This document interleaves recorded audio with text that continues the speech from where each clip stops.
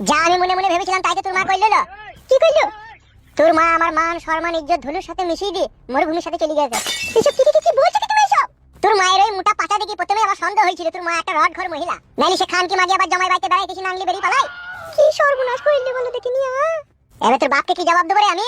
তোর বাপ তো আমাকে বলবে যে জামাই তোমার বাড়িতে আমার বউ বেড়াইতে গেল আর আমার বউ এরকম হয়ে গেল, আমি কি জবাব দেবো তোর বাপকে?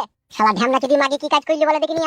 শুকনো গায়ে এখন দিয়ে রাখা শালা জামাই হয়ে গেছে, মেয়ে বিয়ে হয়ে গেছে, ঘরে স্বামী আছে, আবার পরপুরুষের হাত ধরে ডিঙ্গা জমে দিল।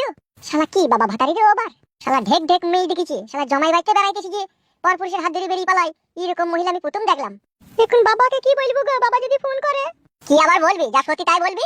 বলবি মা হুজুমে বাঙ্কানা দিয়ে চালাকানা হয়ে গেছে। তুমি কাটা কুকুর বেটা তো মনে হচ্ছে খুব ভালোই হয়েছে, তুমি যেভাবে কথাগুলো বলছো। এলে ঢেমুন মাগি আমার কি দইলো? তোর মা যদি বুড়ো বয়সে মার মার হুদুলি কুদুলি হ্যাপচা খেচাং খুচাং খেচাং ও বাবা গো যদি এটা করে তা আমার কি দোষ? তোকে তো আগেই বলেছিলাম লো যে তোর মাকে বাড়ি পাঠিয়ে দে। তুই কি বললি? যে আমার মা এখানে থাকলে তোমার কোনো অসুবিধা হচ্ছে নাকি, তাই বলি না তুই? তাহলে বুঝতে পারছিস তো কেন বলেছিলাম বাড়ি পাঠিয়ে দে? লে লে অত চিন্তা ভাবনা করে আর কোনো লাভ নাই। তোর মা তো মরি তো আর যায়নি, বেঁচেই তো আছে বল। ফিরিতে একটা বাপ পেয়ে গেলি, কত ভালো হইলো বল। তুই কি মা আমি গো কাটা কুকুর বেটা রে? তুই কাটা গায়ে নুনে ছিটি দিতে সামনে করি। তোর গুষ্টির লাতার মারবো বউ, চিনি না তো আমাকে? তোকে আগেই বলেছিলাম তোর মাকে বাড়ি পাঠিয়ে দে।